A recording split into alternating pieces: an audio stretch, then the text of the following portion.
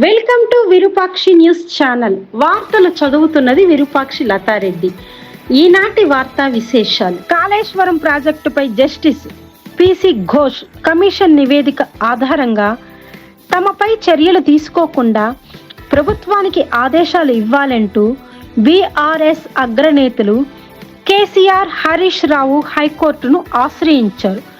మంగళవారం ఈ మధ్యంతర పిటిషన్లపై Telangana high court chief justice bench విచారణ జరపనుంది. కమిషన్ నివేదిక ప్రకారం కేసీఆర్ ఈ ప్రాజెక్టుకు కర్మ, కర్త, క్రియ అని పేర్కొనగా హరీష్ రావు, ఈటెల రాజేందర్ వంటి ఆర్థిక మంత్రులపై కూడా బాధ్యత వేశారు.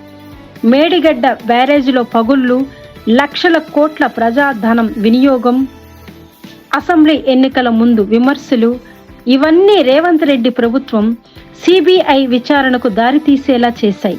ఈ నేపథ్యంలో తమపై ముందస్తు చర్యలు తీసుకోకుండా ఉండాలని కేసీఆర్, హరీష్ హైకోర్టులో మధ్యంతర పిటిషన్లు వేశారు.